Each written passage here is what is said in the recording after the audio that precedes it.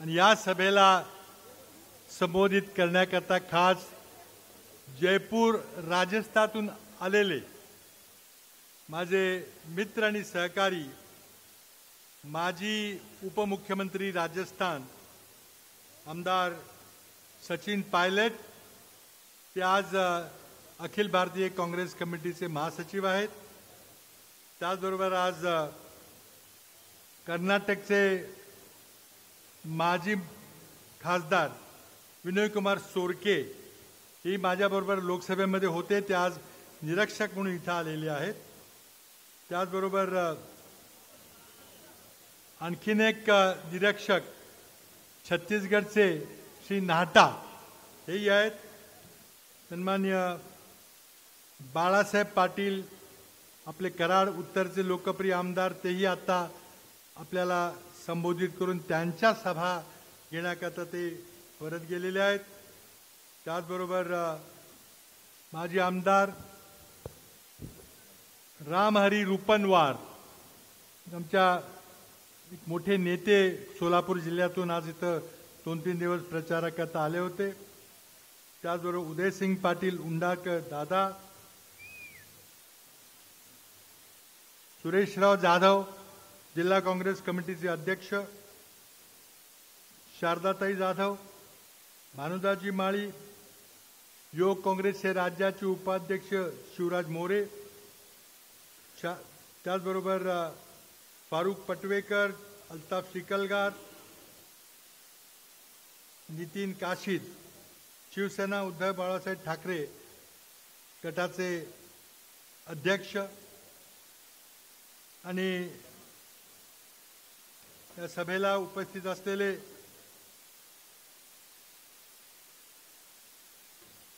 प्राध्यापक धनाजीराव काटकर, मदर कागदी, संजय तडाखे, अशोकराव भोसले, बंडानाना जगताप, शशिराज करपे, शिवसेनेचे कराडचे अध्यक्ष, शिवसेनेच्या महिला अध्यक्ष अनिता जाधव, त्याचबरोबर अरुणराव जाधव, अजितराव पाटील, नामदेवराव पाटील अप्पा, प्रतापरावजी जानुगडे, शंकरराव खबाले, अर्चनाताई पाटील, आमच्या महिला काँग्रेसच्या अध्यक्षा अल्पनाताई यादव, रजनीताई पवार, दक्षिण कराड काँग्रेस कमिटीचे अध्यक्ष आणि मलकापूरचे माजी उपनगराध्यक्ष मनोहर शिंदे, रेठे बुद्रुकचे जयेश मोहिते, बाळूताई सूर्यवंशी, सन्माननीय मंच आणि या विराट सांगता सभेला उपस्थित आपण सर्व बंधू भगिनी, युवक मित्र, पत्रकार मित्र आणि एक निवडणुकी पूर्वीची शेवटची जाहीर सभेला आपलं शेवटचं मत बनवण्याकरता आलेले माझे सगळे मतदार बंधू भगिनींनो, 20 तारखेला आपल्याला एक अत्यंत महत्त्वाच्या निवडणुकीमध्ये भाग घ्यायचा आहे। आपण अनेक निवडणुकांमध्ये मतदान करतो, पण हे महत्त्वाचं आहे। महाराष्ट्राच्या इतिहासामधलं एक टर्निंग पॉइंट ज्याला म्हणतात, अशा प्रकारची निवडणूक आहे। गेली 10 वर्ष भारतीय जनता पक्षाने महाराष्ट्रावर राज्य केलं। मध्यंतरी अनेक स्थित्यंतरं झाली। महाविकास आघाडीचं काही दिवस सरकार आलं, त्यामध्ये कोविड झाला, मोठी महामारी आली, नंतर पक्षांतराचं नाट्य झालं आणि देशाच्या इतिहासात नव्हे कदाचित जगाच्या इतिहासात इतका मोठा घोडा बाजार कधी कोणी पाहिला नव्हता। इतका मोठा घोडा बाजार मुंबईत झाला आणि त्यामुळे हे अवैधानिक सरकार, अवैध सरकार, ज्याच्यावर दुर्दैवानं सर्वोच्च न्यायालयाने काही निर्णय घेण्याचं टाळलं, कायदा मोडलाय का, घटना मोडली का, अजूनही आम्हाला माहित नाही। आणि हे सरकार, या सरकारचा देवेंद्र फडणवीस मुख्यमंत्री होते, त्यानंतर आता एकनाथ शिंदे मुख्यमंत्री आहेत. या सरकारचा गेल्या 10 वर्षाचा लेखाजोखा, या सरकारचं प्रगती पुस्तक, त्या प्रगती पुस्तकावर महाराष्ट्राच्या जनतेनं शेरा मारलेला नापासचा. लोकसभा निवडणुकीमध्ये सत्तेत असलेल्या भाजपच्या RSSच्या सरकारला लोकांनी नाकारलं, त्यांना फेल केलं. 48 पैकी फक्त 17 जागा त्यांच्या आल्या आणि आमच्या 31 म्हणजे 65% जागा महाविकास आघाडीला आणि फक्त 35% जागा महायुतीला. इतका स्पष्ट कौल महाराष्ट्राच्या जनतेने दिला. त्यामुळे भयभीत झालेलं हे सरकार शहरावरा पळू लागलं. एकामागोमाग विकास कामाच्या ऑर्डरी काढल्या, विकास कामाचे काही टेंडर न काढता कॉन्ट्रॅक्ट दिले, कामं सुरू करण्याचा देखावा केला आणि लाडकी बहीण योजना आणली. त्यांना वाटलं की आपण 50% मतदार महिलांना 1500 रुपये दिले तर खुश करू, ते आपल्याला मतं देतील. मी या लाडकी बहीण योजनेचा विरोध केला नाही, मी त्याचं स्वागत केलं. मुळातच ही कल्पना काँग्रेसची आहे. आम्ही कर्नाटक राज्याच्या निवडणुकीमध्ये महिना 2000 रुपये देण्याचं आश्वासन दिलं होतं. आम्ही जिंकलो आणि आज कर्नाटकच्या भगिनींना 2000 रुपये महिना मिळत आहेत. तुम्ही कोणालाही तुमच्या नातेवाईकाला बेळगावमध्ये किंवा बेंगलोरमध्ये किंवा बिजापूरमध्ये गुलबर्गामध्ये विचारून बघा.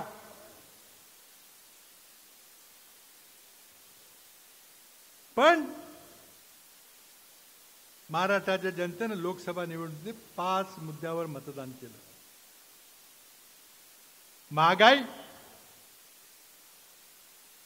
महागाईमध्ये महिलांना होरपळून काढलं, घर चालवणं अशक्य झालं. मुलांना दूध देता आलं नाही, कपडे घेता आले नाहीत. गॅस सिलेंडरच्या किमती 400 वरून 1100 रुपये, डिझेल पेट्रोल 100 पार, 18% GST, कोळं तेल डाळीची किंमत.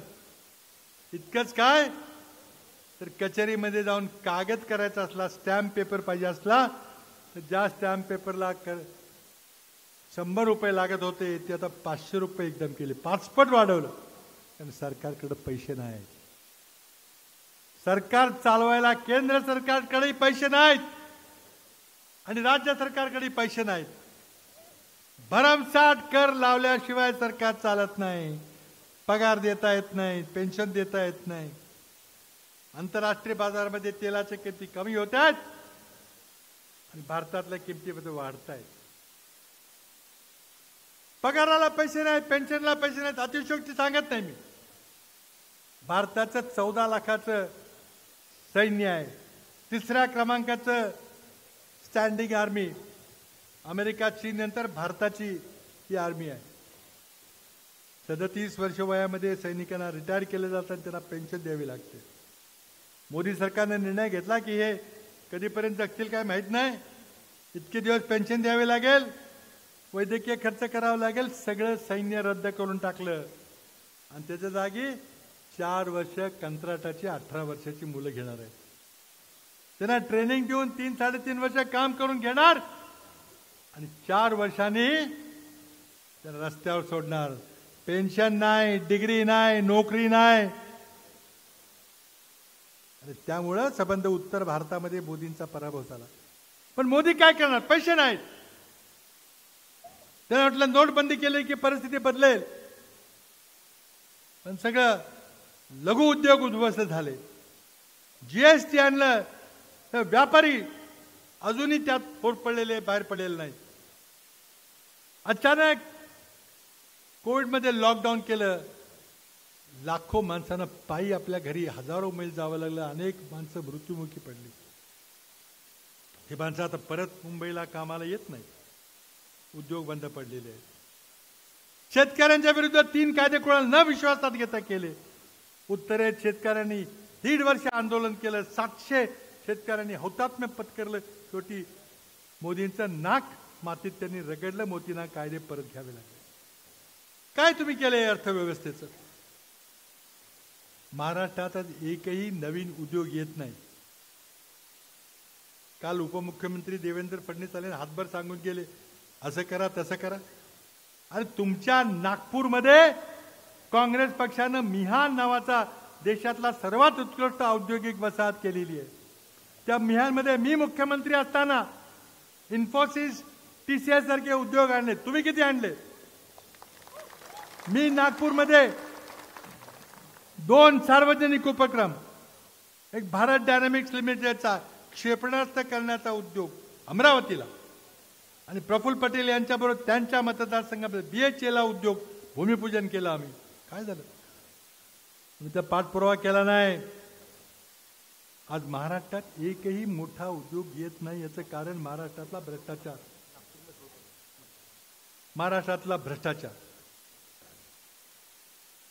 लोक या सांगतात की आम्हाला यायचं आहे महाराष्ट्रामध्ये, पण आम्ही प्रत्येक टेबलावर गेलो की तिथं फाईलच पुढे सरकत नाही, काहीतरी वजन ठेवल्याशिवाय. आम्ही आमचा उद्योग सुरू करू, आंतरराष्ट्रीय बाजारामध्ये स्पर्धा करू का हे तुमचं बघू. माफ करा, आम्ही काही येत नाही.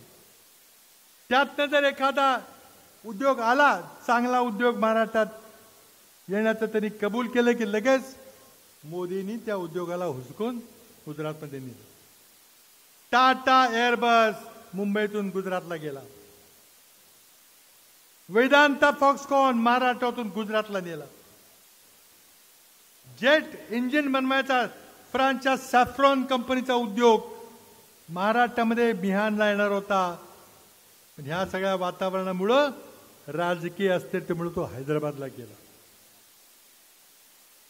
आज 4 कंपन्या भारतामध्ये ॲपलचा आयफोन करतात. देवेंद्र फडणवीसनी 2018 साली सांगितलं की मी तळेगावला ॲपल कंपनीचा फोन करण्याचा कारखाना आणतोय, 35,000 लोकांना रोजगार मिळेल. खूप गाजावाजा झाला, पत्रकार परिषद घेतला. तो उद्योग शेवटी तामिळनाडूच्या श्रीपेरुंबुतूरला गेला आहे. 3 ठिकाणी आयफोन तयार होतो, बँगलोरमध्ये, आंध्र प्रदेशमध्ये, कोलारमध्ये, पण महाराष्ट्रात नाही होत. महाराष्ट्रात येत नाहीत माणसं, आणि म्हणून बेरोजगारी पसरलेली आहे. आज शेतीवरचा भार कमी करणं आवश्यक आहे. शेतीमध्ये काम करणाऱ्या मुलांना, सुशिक्षित मुलांना उद्योग क्षेत्रामध्ये, सेवा क्षेत्रामध्ये जागा करून दिली पाहिजे. नवीन उद्योग सुरू होत नाही. मेट्रो, मुंबईच्या मेट्रोचं उद्घाटन मी केलं. मुंबई 3 मेट्रोचं भूमिपूजन मी केलं. अरे नागपूर मेट्रो कोणी केली? पुणे नागपूर मेट्रोला एका दिवशी दिल्लीतून मी परवानगी आणली. आम्ही ज्या पायाभूत सुविधा केल्या होत्या, तुम्ही काही टीका करा, पण मी मुख्यमंत्री असताना या दक्षिण कराड मतदारसंघामध्ये 1840 कोटीची कामं केली का नाही? देवेंद्र फडणवीसांना दिसत नसतील. काय केलं? मी केलं, मी केलं म्हटले, नाही तर कोणी केलं?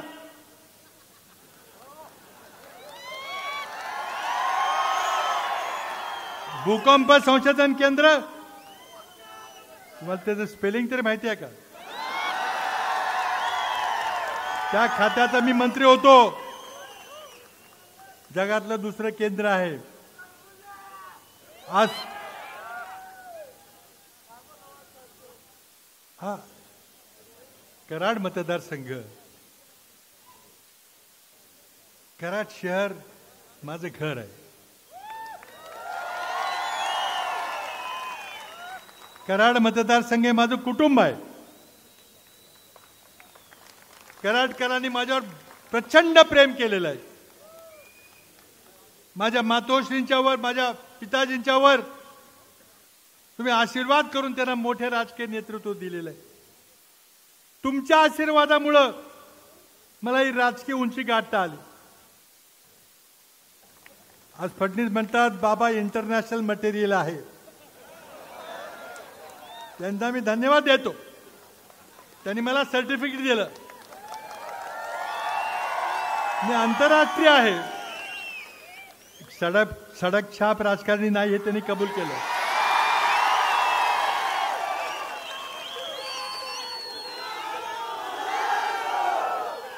आज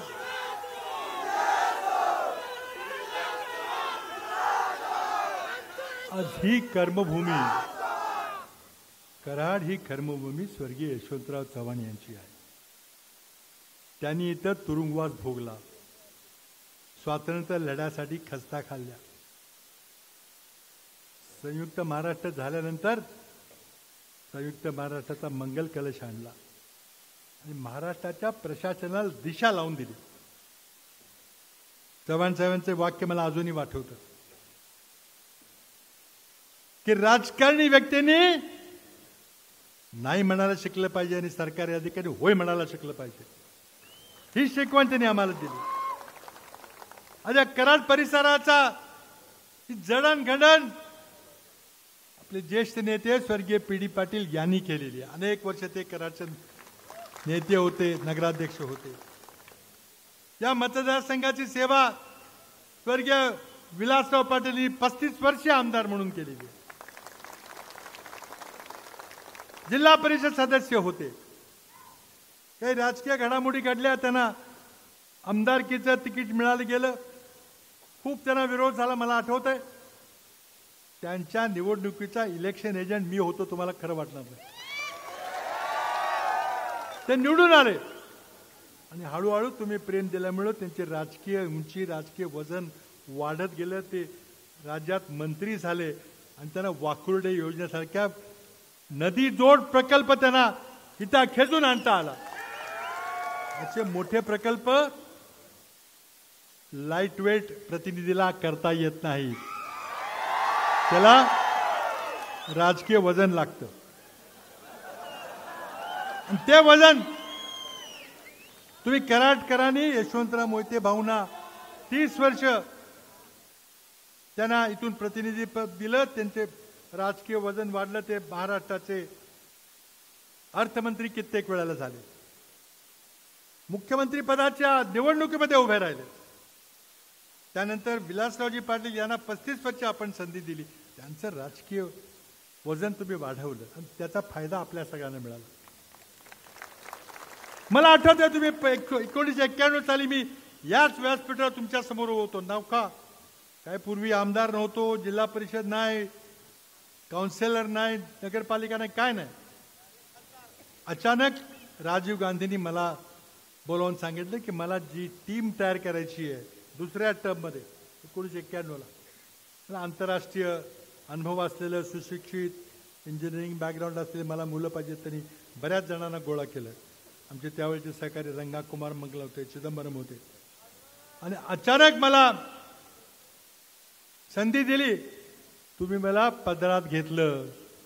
मला विचारलं असतं तुला काय, किती तू कामं केलीत, काय केलंय, जिल्हा परिषद लढवली का, नगरसेवक होता का, काय बघितलं नाही. मला माझ्यावर तुम्ही विश्वास टाकला आणि मी तुम्हाला एवढंच सांगितलं होतं की तुमच्या विश्वासाला मी पात्र उरतेन, तुम्हाला खाली बघायला लावणार नाही, तुमचं मान उंच राहील असंच काम करेन.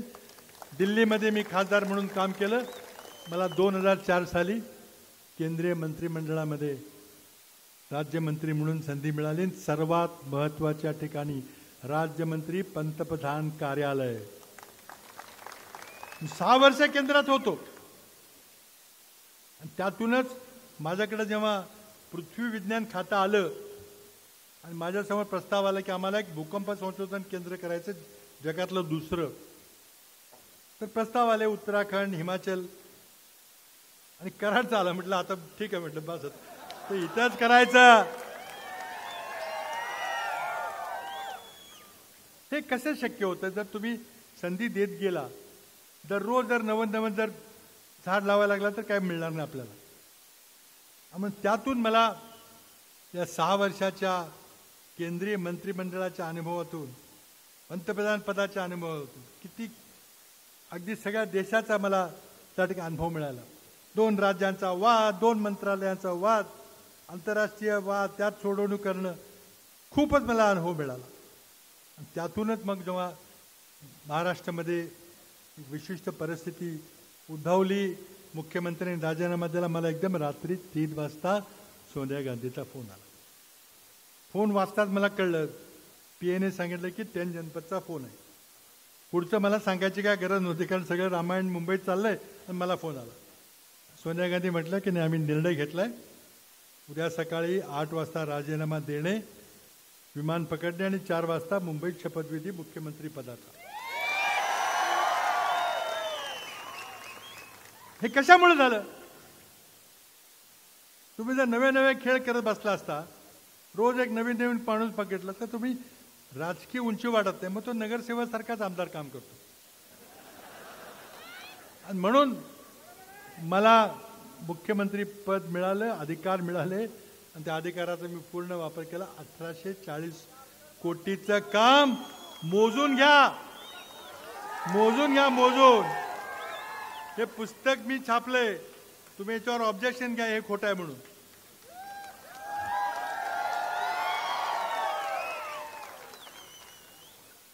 दुर्दैवानं जर 2018 साली माझं सरकार पाडलं नसतं, तर आम्ही 2018ची निवडणूक पण जिंकलो असतो. पण तो इतिहास आता बरंच काय काय उडायला लागलं, काय काय झालं, कुणी काय काय केलं. पण मी जे निर्णय घेतले ते महाराष्ट्र राज्याच्या हिताकरता घेतले, आणि ते निर्णय पुन्हा मी घेईन. आज राज्य सहकारी बँक वाचलेली आहे, आम्ही योग्य वेळी निर्णय घेतला म्हणून. राज्याच्या सहकारी चळवळीच्या पाठीचा कणा आहे. 50 वर्ष राज्याला त्या बँकेला बँकिंग लायसन्स नव्हतं, बिना लायसन्सची चालली होती. रिझर्व्ह बँकेचे गव्हर्नर मला भेटायला आले, म्हटले तुमच्या बँकेला लायसन्स नाही, बंद करावे लागेल. नाही म्हटलं, मी उद्या सकाळी अर्ज करतो, लायसन्स द्या आम्हाला, की आमची आशा खंडातली मोठी बँक आहे. म्हटले तुमच्या बँकेला 1100 कोटीचा तोटा आहे, तोट्या असलेल्या संस्थेला नवीन लायसन्स देता येत नाही. मी अधिकाऱ्यांना विचारलं, खरं आहे का? म्हटले हो. मग न्यायालयानं आम्हाला राज्य सहकारी बँकेचं बोर्ड बरखास्त करावं लागलं. मी 2 अधिकारी प्रशासक म्हणून नेमले, त्यांना सांगितलं की मी जरी फोन केला तरी जो योग्य असेल तेच करा, मला प्रॉफिट पाहिजे. 3 वर्षामध्ये त्या 2 सनदी अधिकाऱ्यांनी त्यांनी धन्यवाद दिले पाहिजे, श्रीवास्तव आणि गोयल. त्या 2 अधिकाऱ्यांनी 3 वर्षामध्ये 1100 कोटीचा तोटा पुसून काढला, 700 कोटीचा फायदा दिला. अरे हे राज्याच्या हिताकरता निर्णय घ्यावे लागतात, हे ऐतिहासिक निर्णय आहेत. कोविडमध्ये कोणी काय केलं, कोणी काय केलं चर्चा चालू आहे. मी मुख्यमंत्री असताना राजीव गांधी जीवनदायी आरोग्य योजना सुरू केली, त्याचं नाव आज बदलून महात्मा फुले जीवनदायी योजना केलेली आहे. 1.5 लाखापर्यंतचा आरोग्य विमा मोफत. कोविडची जी ट्रीटमेंट झाली ना, सगळे पैसे सरकारने दिले, कोणी खाजगी व्यक्तीने दिले नाहीत. ती माझी योजना जर नसती 2012 साली सुरू केलेली, तर काय झालं असं मला माहित नाही. मी मुख्यमंत्री असताना इमर्जन्सी ॲम्ब्युलन्स सेवा सुरू केली. आज तुम्ही कुठे तुमच्या खिशातला मोबाईल काढा आणि 108 नंबर दाबा. पुण्याच्या औंधमध्ये मोठं सेंट्रल कमांड सेंटर आहे. महाराष्ट्राचा नकाशा आहे, कराडमधनं फोलं की नकाशावर कराडचा लाईट लागतो. मग तो माणूस विचारतो काय झालं? नाही, आमच्या हायवेवर अपघात झालाय, 4 माणसं फार जखमी आहेत, लवकर कोणाला तरी पाठवा. तो लगेच माणूस म्हणतो की जवळपास ॲम्ब्युलन्स कुठं आहे? कॉटेज हॉस्पिटल आहे. लगेच फोन, NH4 वर इथं कराडजवळ ॲक्सिडेंट झालाय. 10 मिनिटाच्या ॲम्ब्युलन्स येते, एक डॉक्टर आणि एक नर्स. आणि अपघातानंतरचा पहिला तास त्याला गोल्डन आवर म्हणतात.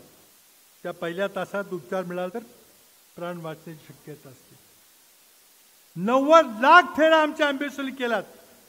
महाराष्ट्रामध्ये 90 लाख फेऱ्या, 1000 ॲम्ब्युलन्स आम्ही ठेवल्यात. आरोग्याकरता आम्ही काय केलं? कोविडमध्ये कुठली खाजगी ॲम्ब्युलन्स रोग्याला हात लावायला तयार नव्हती. डेड बॉडी तर सोडूनच द्या, पण त्या आमच्या सरकारी ॲम्ब्युलन्सने कोविडमध्ये इतकं काम केलं म्हणून लोक वाचले. आज मलकापूरच्या हॉस्पिटलमध्ये 500 रोगी दगावले. त्यांचा दहनविधी मलकापूरमध्ये झाला. मलकापूरच्या नगरपालिकेने त्याला मी सांगितलं की घरात एवढी मोठी दुर्घटना घडलेली आहे, करता धरता माणूस राहिलेला नाही, आता तुम्ही दहन करण्याकरता 5,000ची पावती फाडा. म्हटलं करू नका, हे सगळं दहन मोफत झालं पाहिजे. मलकापूर नगरपालिकेनं माझं मान्य केलं. आणि ह्या कराड शहराचं एक वेगळी ओळख आहे.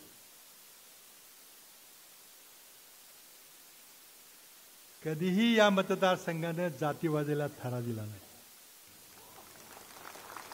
हिंदू मुस्लिम ऐक्याचं प्रतीक म्हणून आज या कराड शहराकडे दक्षिण कराडकडे पाहिले जाते.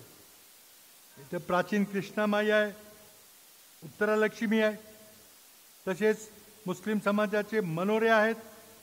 इथं डोंगरात बौद्धकालीन लेणी आहेत. आणि त्यामुळं त्याचबरोबर शिवछत्रपतींच्या पावन स्पर्श झालेल्या गड किल्ले आहेत. आणि या गंगा जमनी संस्कृतीमध्ये कराडचा विकास होतोय, वेगाने विकास होतोय. आज विकास होतोय. रहदारीची समस्या फार अवघड आहे. नॅशनल हायवे 4 वर उड्डाण पूल बांधायचं, 6 पदरी करायचं चाललं होतं. जुना संगमच्या समोरचा पूल आहे, तसाच पूल शेजारी 6 पदरी बांधायचा. सगळा शहराला उत्तर दक्षिण किंवा पूर्व पश्चिम विभागला गेला असतं, 2 भागामध्ये विभागलं गेलं असतं सगळं शहर. मी दिल्लीला गेलो. मी तिथल्या NHAIच्या राष्ट्रीय महामार्गाच्या खात्याच्या अधिकाऱ्यांशी बोललो, त्यांना समजावून सांगितलं. तिथल्या इंजिनियरशी बोललो. एका इंजिनियरनं दुसऱ्या इंजिनियरशी चर्चा केली. आणि सुदैवाने त्यावेळेला NHAIचे मध्ये जे सरकारी अधिकारी होते, संजय मित्रा म्हणून, ते माझ्यासोबत पंतप्रधान कार्यालयामध्ये 6 वर्ष काम करत होते. आम्ही रोज दुपारचा डब्बा एकत्र खायचो. तरी सरकारी अधिकारी असते ते चांगले मित्र होते. तेच तिथं NHAIचे प्रमुख. मी त्यांना भेटून सांगितलं की हे कराड करता अत्यावश्यक आहे. ते म्हटले शक्य नाही, 340 कोटीचा पूल पाडायचा आणि पुन्हा 540चा नवा बांधायचा. द्राविडी प्राणायाम कशाला पाहिजे, तो दुसरा शेजारी पूल बांधा. मी त्यांच्यावर टेक्निकल डिस्कशन केलं, अनेक बैठक केली, किती पत्र लिहिली, गडकरी नाही लिहिलं. आणि शेवटी टेक्निकल लोकांनी ती कल्पना मान्य केली. सिंगल कॉलम वर 6 मार्गिका आणि खाली 8 मार्गिका, 14 लेनचा NH4 वर आहे का कुठे पुण्यापासून कोल्हापूरपर्यंत. गडकरी म्हटले होते मी कोल्हापूरला करतो, नाही झाला. आता सगळे पैसे केंद्र सरकार त्यांचं आहे मला माहिती आहे, पण हे प्रयत्न झाले नसते तर ते काम झालं नसतं. तर शेवादाची लढाई मला करायची नाही. पण मला अभिमान आहे की कराड मलकापूरच्या पुढच्या 30 वर्षाच्या ट्रॅफिक समस्येचा काहीतरी उपाय आपण शोधलेला आहे. मला वाटतं की हे इतकं भ्रष्ट सरकार आज आहे. 50 कोटीला आमदार खरेदी विक्री केलेली आहे. आता 50 कोटीची भरपाई केली पाहिजे. प्रत्येक आमदाराला पुस्तक दिलंय, तुम्हाला मंत्री केले की काय मिळणार नाही, मग तुमचं तुम्ही बघा काय करायचं ते, लुटा लोकांना किती लुटायचं. मंत्री नाही केलं तर मग ठीक आहे, हे थोडेसे ॲडव्हान्स घ्या आणि बाकी मग रोडची कॉन्ट्रॅक्ट आणा, 100 कोटीचं 200 कोटीचं 30% कमिशन घ्या आणि तुमच्या नावापुढं आम्ही 100 कोटीच्या कॉन्ट्रॅक्टमध्ये 30 कोटी लिहिणार, 50 कोटीच्या कॉन्ट्रॅक्टमध्ये 30% 15 कोटी लिहिणार. त्याने बी भागलं नाही तर मग सरकारी अधिकाऱ्यांच्या बदल्या आणा. त्यात तुम्ही अर्थकारण काय करायचं ते करा, आम्ही बदल्या करून देऊ आणि तुमचा मग हिशेब पुरा करू. आणि एखादा अधिकारी जर या अर्थकारण करून जर बदली करून आला तर दुसऱ्या दिवशी सकाळपासून तो लोकांना लुटेल नाही तर छळायचं थांबवेल का. आज ते चाललेलं आहे सगळ्या राज्यामध्ये. इतकं भ्रष्ट सरकार आणि रसातळाला केलेलं प्रशासन हा निवडणुकीचा मुद्दा होता. लोकसभा निवडणुकीमध्ये मी प्रगती पुस्तक बोललो, फेल केलं, लोकांनी काय केलं? प्रचंड मोठी बेरोजगारी, सुशिक्षित बेरोजगारी हो की जी फौजच्या फौज झालेली आहे. आणि दुर्दैव म्हणजे एक सामाजिक प्रश्न निर्माण झाले, त्यांचे लग्न होत नाही. इंजिनियर मुलगा आहे, नाहीतर पटापट उड्या टाकल्या असत्या मुलींच्या पालकांनी, पण नोकरी नाही. कारण नोकरी नाही, सरकारचं अपयश आहे. शेतकऱ्याची काय परिस्थिती आहे? मोदींनी फक्त गुजरातच्या तेल व्यापाऱ्यांचा फायदा होण्याकरता सोयाबीन शेतकऱ्याला मारून टाकलं. 2 महिन्यापूर्वी 1,33,000 टन सोयाबीन तेल परदेशातून आयात केलं. सोयाबीनच्या किती पडल्या? सोया पेंड आयात केली, सूर्यफुलाची पेंड आयात केली.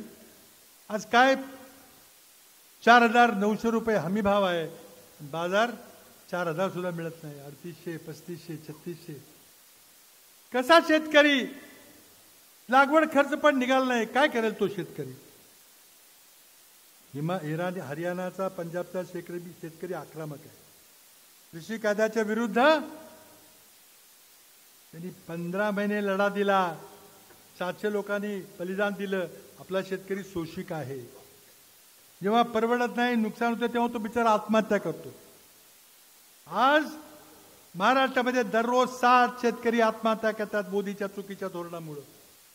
आणि हे आकडे माझे नाहीत, अमित शहाच्या नॅशनल क्राईम रेकॉर्ड ब्युरोचे आकडे आहेत. दररोज किती आत्महत्या होतात, कशामुळे होतात? किती तुम्ही सूट घेणार? नाशिकच्या कांदा उत्पादन शेतकऱ्याला चांगला दर मिळत होता, तुम्ही निर्यात बंदी करून टाकली. आज साखरेवर निर्यात बंदी, मोलासेसवर निर्यात बंदी, गहू तांदळावर निर्यात बंदी. काय चाललंय? विदर्भातला कापूस उत्पादक शेतकरी होळबोळतोय. त्या शेतकऱ्यांनी तुम्हाला पाडलं. त्या शेतकऱ्यांचे प्रश्न अजूनही सुटलेले नाही. आणि तुम्ही संविधानाबद्दल बोलला, 400 पार. खासदार म्हटले की आम्हाला संविधान बदलायचंय. मोहन भागवत म्हटले आरक्षण आम्हाला बंद करायचंय. तुम्ही शिव आमच्या हातात दिला नाही. आणि मग लोकांनी निवडणूक हातात घेतली. संविधान बदलायचंय, हात लावून देणार नाही. कारण आज फक्त दलित वंचित लोकांना नाही तर बहुजन समाजाची काय परिस्थिती 1947 साली, शिक्षणाची काय अवस्था होती, सरकारी नोकऱ्यांची काय अवस्था होती. अरे आपल्याला संविधान मिळालं. आज पोरं कुठं ती अमेरिकेला गेलीत, लंडनला गेलीत, जर्मनीला गेलीत, शिकलीत, नोकऱ्या चांगल्या मिळत आहेत. हे त्या संविधानाची जादू आहे. स्वातंत्र्य, न्याय, समता, बंधुत्व या विचारावर झालेलं संविधान आहे. हजारो वर्ष आपला देश पारतंत्र्यात होता या वर्ण व्यवस्थेवर आधारित. ती व्यवस्था, चातुर्वर्णाची व्यवस्था पण मोडून काढली आणि संविधानाच्या मुळात देश बघता बघता गेल्या 75 वर्षात महाशक्ती होतोय. त्या संविधानाला कोणी हात लावायचा प्रयत्न केला तर तुम्हाला बघा लोकसभेला काय झालं. आता म्हणतात नाही आता तो मुद्दा संपलाय. संपलेला नाही. ही विचारधारेची लढाई आहे. त्यांचा जरा दगडाखालचा हात निसरला की पुन्हा त्या संविधानावर हल्ला होणार आहे. मी मुख्यमंत्री असताना भ्रष्टाचाराच्या विरुद्ध लढाई चाललेली आहे. प्रकाश मेहता सारख्या माणसाला मंत्रिमंडळात बाहेर पडावलेला मी मुद्दा उपस्थित केला. हे 5ही मुद्दे आजही विधानसभेला जिवंत आहेत, कारण एकाही मुद्द्याची सोडवणूक झालेली नाही. आणि त्यामुळे लोक म्हणतात की नॅरेटिव्ह काय, नॅरेटिव्ह काय. नॅरेटिव्ह तेच आहे. लोकांनी निर्णय घेतलेला आहे की ज्याप्रमाणे लोकसभेला त्या जातीवादी भाजप युतीला पराभूत केलं तसं आता विधानसभेला पण पराभूत करणार आहे. सरकार हे महाविकास आघाडीचे येणार आहे आणि काँग्रेस सर्वात मोठा पक्ष असणार आहे त्यात. आणि पुन्हा एकदा 2010 ते 14 सारखी जी विकास कामं झाली तशीच विकास कामं कराडमध्ये झाल्याशिवाय राहणार. माझं पुढच्या पंचवार्षिकमध्ये माझं स्वप्न आहे. कराडची जी विशेष ओळख आहे, आज महाराष्ट्राच्या संबंध राज्यामध्ये, महाराष्ट्राच्या पाठीवर राज्यामध्ये कुठे असे शहर नाही की जिथं 6 पदरी नॅशनल हायवे, 2 पदरी रेल्वे, ब्रॉडगेज रेल्वेचा मार्ग, विमानतळ, मुबलक स्वच्छ पाणी आणि प्रचंड मोठं मनुष्यबळ आपल्या शिक्षण संस्थातून, हे कुठं नाही. म्हणून आता मुंबई पुण्याला लोकांना परवडणं झालंय IT उद्योग वगैरे, ते आता पर्यायी जागा बघतायत. पण अशी जागा तिथं विमानतळात आज सचिन पायलट विमानानं आले, ते त्यांना विमानानं आले म्हणून त्यांना इतक्या सभा करता आल्या. विमानतळ ही स्वर्गीय यशवंतराव चव्हाण यांची देण आहे. तालुका प्लेसमधलं पहिलं विमानतळ. मला दुसरं एकही शहर दाखवा त्या शहरामध्ये या सगळ्या गोष्टी उपलब्ध आहेत. म्हणून आता IT park, IT hub, biotechnology hub, 21व्या शतकातले नवे उद्योग, back office, medical transcription, legal transcription, हे सगळे 21व्या शतकातले उद्योग, सॉफ्टवेअर डेव्हलपमेंट, हे इथं करता येईल. आपल्याला लोक काय करतात की हे शहर सुधारलेलं आहे की नाही, शहर आहे का खेडेगाव आहे, हे बघून मग विचार करतात. पण आज कोणीही या परिसराला खेडेगाव आहे म्हणणार नाही. एक विकसित होणारं शहर झालेलं आहे. तर अजूनही आपल्याला सुंदर असं क्वालिटी ऑफ लाईफ चांगलं मिळेल असं प्रयत्न करायचा आहे. आरोग्य सुविधा सुधारायच्या. कॉटेज हॉस्पिटलमध्ये आपलं सब डिस्ट्रिक्ट हॉस्पिटल आहे, तिथे 35 कोटीचं 100 बेडचं हॉस्पिटल सुरू होतं. तिथं मी मुख्यमंत्री असताना MRI, CAT स्कॅन सगळी उपकरणं आणून टाकली होती. पण नंतर आलेल्या सरकारनं त्यामध्ये डॉक्टर नेमले नाहीत, टेक्निशियन नेमले नाहीत, पण ती उपकरणं परत गेली. या सरकारचं लक्षच नाही आहे. डॉक्टरांची पदं रिक्त आहेत, शिक्षकांची पद रिक्त आहेत. देशाचं, आपल्या राज्याचं फार वाटोळ झालंय. एकेकाळी देशात पहिल्या क्रमांकात असलेलं राज्य, मी जाहीरपणे पब्लिकली आवाहन करतोय, रेकॉर्ड करून दाखवा फडणवीसला, त्या दरडोई उत्पन्नामध्ये महाराष्ट्र 11 नंबरवर घसरलाय. विधानसभेमध्ये अजित पवारांनी मान्य केलंय. दरडोई उत्पन्नामध्ये माणसांची श्रीमंती किती आहे.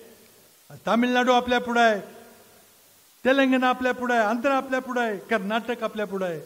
इतकंच काय तर गुजरात आपल्या पुढे आहे, हरियाणा आपल्या पुढे आहे. काय केलं तुम्ही, कुठं नेऊन ठेवला महाराष्ट्र. आणि तुम्हाला पुन्हा सत्तेत यायचंय महाराष्ट्राला लुटायला. आज कराडमध्ये जी राजकीय संस्कृती आपण बघतोय, कधी अशी नव्हती पूर्वी. पैशाच्या जोरावर तुम्ही निवडणुका वळवू इच्छिता, बोगस मतदार आणून ठेवले. उद्या एखाद्या ग्रामपंचायती निवडणुका 5-25 बाहेरचे आणलेले बोगस उमेदवार निकाल ठरवतील. उद्या कराड नगरपालिकेचा नगराध्यक्ष एखादा चिट बॉय किंवा एखादा ॲग्रिकल्चर ऑफिसर होईल, आपण मान्य करणार आहे का. हीच शिकवण आपल्याला स्वर्गीय यशवंतराव चव्हाणांनी दिली का. स्वातंत्र्य सैनिकांनी ज्यांनी आपला देह त्यागला स्वातंत्र्य मिळवण्याकरता, ही लोकशाही आपल्याला अपेक्षित आहे. आज देवेंद्र फडणवीसांनी आणि भाजपनी राजकारण नासवलंय. कंटेनरनं पैसे आणायचं चाललेलं आहे. विचारानं तुम्ही लढाई जिंकू शकत नाही. तुम्ही अशा प्रकारे महात्मा गांधीचं काय केलं आपल्याला माहिती आहे. आज इथं पैशाने तुम्ही लोकशाहीचा खून करताय. तुम्हाला संविधान बदलायचं ना, लोकांनी मताच्या पेटीद्वारे तुम्हाला बदलू दिलं नाही, पण तुम्ही या प्रकारे लोकशाही संपवताय. ही लोकशाही नाही आहे. लोकशाही म्हणजे विचाराची लढाई पाहिजे. लोकशाही ही खरेदी करण्याची गोष्ट नाही आहे. तुम्ही त्याला दुकानदारीमध्ये त्याचं रूपांतर केलेलं आहे. कराडची जनता कधी मान्य करणार नाही. म्हणून मी पुन्हा एकदा विकास कामाचं बोलायचं, किती वाटेल तेवढं विकास कामाचं बोला. पुढं महाराष्ट्राला चांगले दिवस येणार आहेत. काँग्रेसचं सरकार येणार आहे. त्या काँग्रेसच्या सरकारमध्ये इथला तुमचा प्रतिनिधी हक्कानं जे स्वप्न आम्ही बाळगले ते पूर्ण करणार आहे. मग त्यामध्ये नदीच्या कडेची संरक्षण भिंत असेल, तिथं पर्यटकांना आकर्षित करायला विविध योजना असतील, ज्याचा आमचा प्लॅन चाललेला, आर्किटेक्टने मी बोलावलेला आहे. आज कराड हे राहायला जावं असं शहर व्हावं हे आमचे प्रामाणिक प्रयत्न आहे. त्या प्रयत्नामध्ये आपण सर्वांनी त्यामध्ये सहकार्य करा. राजकारणाची दिशा बदलायला सातारा जिल्ह्यानं संबंध महाराष्ट्राला दिशा दिलेली आहे. त्या सातारा जिल्ह्यावर हल्ला करायचा चाललेला आहे, वैचारिक हल्ला करायचा चाललेला आहे. इथलं फुले शाहू आंबेडकरांचा विचार पुसून टाकायचा प्रयत्न चाललेला आहे. मला खात्री आहे की कराडची सूर्य जनता त्यांनी मला स्वतःला इतकं प्रचंड प्रेम दिलं, आशीर्वाद दिला, ते हे होऊ देणार नाही. आणि कराडचं वैशिष्ट्य, कराडची विचारधारा, कराडचा इतिहास, आपल्या पूर्वजांनी आधीच्या प्रतिनिधी काय केलं ते न विसरता येत्याच्या 20 तारखेला आपण आठवणीनं मतदान करा. मतदानाचा पवित्र हक्क आहे. हे लोक जर पुन्हा सत्तेत आले, त्यांना 400 पार मिळालं, तो हक्क निघून जाईल. कारण बघा 3-4 वर्ष निवडणुका झाल्या नाहीत. मी मुख्यमंत्री असताना महिलांचं आरक्षण 33% 50% केलं होतं. अरे पण 50% करून उपयोग काय? निवडणुकात घेतलेलं तर कसलं आरक्षण? आम्ही सत्तेत आलो की आमचा पहिला निर्णय असेल की स्थानिक स्वराज्य संस्थाच्या आम्ही निवडणुका घेणार. महिलांना 50% त्यामध्ये सहभाग मिळणार.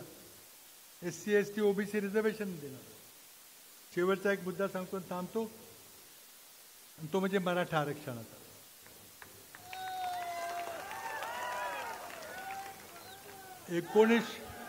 1902 साली शाहू छत्रपतींनी कोल्हापूर संस्थानामध्ये पहिल्यांदा आरक्षणाची कल्पना मांडली.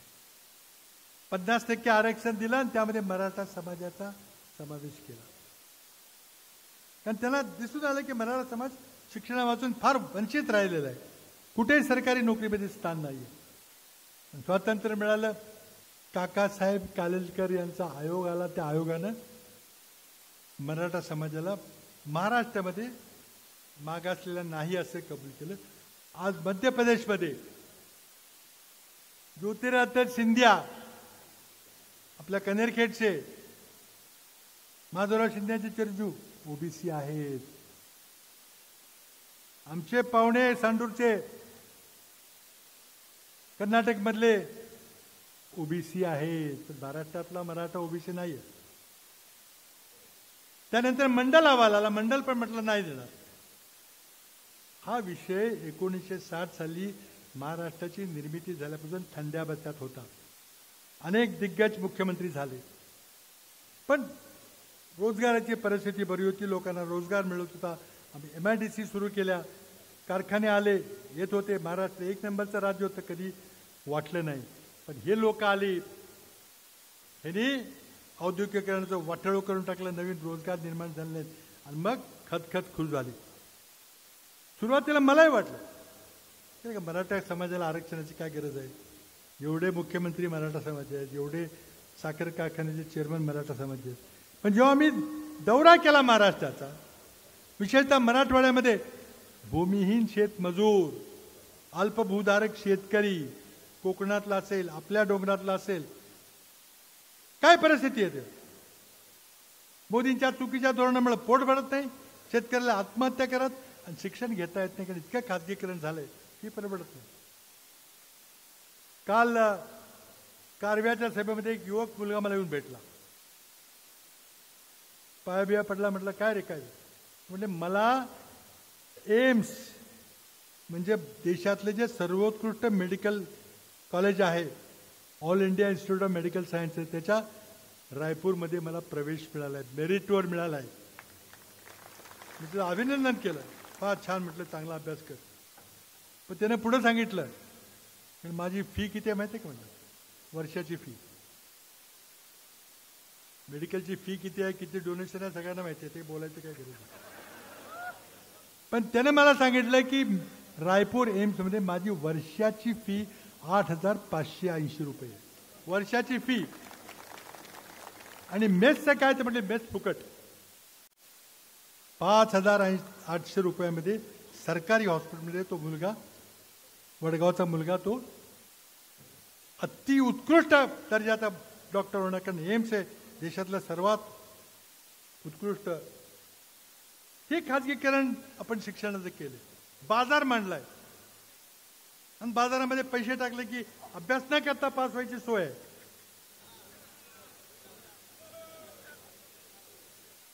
हे सगळं आपल्याला बदलावं लागेल. म्हणून मराठा आरक्षण हा मुद्दा जेव्हा माझ्या समोर आला, मला मग अभ्यास केला, कळलं की नाही खरोखरीच समाजाची मागणी आहे. फार मोठं आंदोलन नव्हतं, पण त्यामध्ये अट अशी होती की खरंच मराठा समाज बॅकवर्ड आहे, मागासवर्गीय दाखवायचं असेल तर मागासवर्गीय आयोगानं त्याला शिफारस केली पाहिजे, संख्या काढली पाहिजे. आम्ही मागासवर्गीय आयोगाकडे गेलो की सरकारचा विचार आहे की मराठा आरक्षणाचा गांभीर्याने विचार करावा. मागासवर्गीय आयोगाचे अध्यक्ष होते न्यायमूर्ती बापट.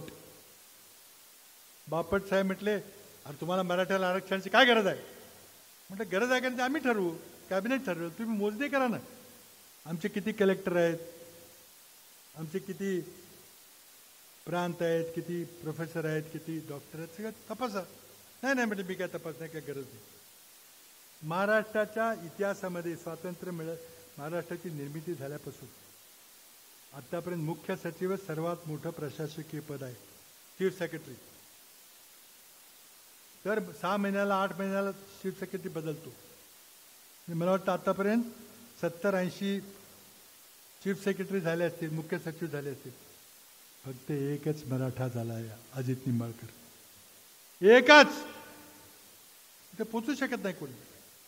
म्हणजे ही परिस्थिती सांगा मला. ते म्हटलं नाही आम्ही नाही सांगणार. तर काही छोटी संवैधानिक पद नाही म्हटलं तर काय करायचं. पण मी मार्क काढला, एका मी मंत्रिमंडळाची उपसमिती केली आणि त्याने म्हटलं काय पाहिजे तुम्हाला, मराठा समाजाची परिस्थिती तपासायची ना, किती कलेक्टर आहेत, किती SP आहेत, किती काय कोण आहेत. तुम्ही एक माहिती घ्या. कोणी खोटी माहिती देणार नाही, खोटी माहिती घ्याल तर नोकरी झाली त्याची. मी राणेंच्या अध्यक्षतेखाली मंत्रिमंडळाची समिती नेमली. त्या समितीनं 1.25 वर्ष अभ्यास केला आणि मंत्रिमंडळाला अहवाल सादर केला की खरोखरीच मराठा समाजाची परिस्थिती गंभीर आहे, तो मागासलेला समाज आहे. आणि त्या अहवालाच्या आधारावर मंत्रिमंडळानं निर्णय घेतला. त्या निर्णयानं मी 14 जुलै 2014 साली मराठा समाजाला 16% आरक्षण मी दिलं. त्या कॅबिनेटमध्ये अजित पवार होते, भुजबळ होते, वळसे पाटील होते, जयंतराव पाटील होते, आमचे सगळे बाळासाहेब थोरात होते. सगळ्या सहकार्याने निर्णय घेतला. पहिल्यांदा मी कायदा केला, आरक्षण मिळायला लागलं. पण लगेच दुसऱ्या दिवशी संध्याकाळी कोणतरी कोर्टात गेलं किंवा कोणाला तरी कोर्टात पाठवलं आणि तेवढ्यात आमचं सरकार पडलं. मगाशी मी सांगितलं आमचं सरकार अजित पवारांनी पाडलं आणि त्यामुळे निवडणुकीमध्ये आमच्याला यश मिळालं नाही आणि देवेंद्र फडणवीसांचं सरकार आलं. माझी अपेक्षा होती, त्याविषयी न्यायप्रविष्ट आहे, तुमचं नवीन सरकार आहे, तुम्ही कोर्टाला सांगायला पाहिजे ते आम्हाला आपली बाजू मांडू दे, आम्हालाही पाहिजे आरक्षण. तुम्ही काय केलं नाही, तुम्ही मजा बघत बसला. आरक्षण रद्द झालं. पुन्हा 2 महिन्यानंतर तोच कायदा जो मी केला होता तो पुन्हा तुम्ही मांडला, पुन्हा तो रद्द झाला. मराठा समाजाला तुम्ही झुलवत ठेवलंय. 2018 साली देवेंद्र फडणवीस कायदा केला जेव्हा अधिकार नव्हते, म्हणजे जाहीर त्या ठिकाणी स्टेटमेंट आहे, तुम्ही पुन्हा फसवलं. माझं विधानसभेतलं भाषण ऐका. मोदींनी तुमचे अधिकार काढून घेतले होते आणि त्यानंतर तुम्ही कायदा केला. म्हणून मराठा समाजामध्ये या भाजपच्या नेत्यांच्या विरुद्ध आतंक आहे. मराठा समाजाला तुम्ही OBC मराठामध्ये झुंज लावली. तुम्ही दलित समाजामध्ये बुद्धिस्ट दलित आणि हिंदू दलितामध्ये भांडणं लावली. तुम्ही धनगर समाज आणि आदिवासीमध्ये भांडणं लावली. धनगर समाजाला खोटं आश्वासन दिलं बारामतीला. पहिल्या मिटिंगला धनगर समाज आरक्षण तो का विसरला का तुम्ही? या माणसानं महाराष्ट्राचं राजकारण नासवलेलं आहे. ते दुरुस्त करायचं आपल्याला. आणि कराडचं राजकारण बिघडू देता कामाने याकरता तुम्ही डोळ्यात तेल घालून सतर्क करायचं. एवढंच ह्या निवडणुकीचं आणि सांगता सभेच्या निमित्तानं माझी आपल्याला करबद्ध विनंती आहे. आपलं खूप जुनं नातं आहे, कौटुंबिक नातं आहे.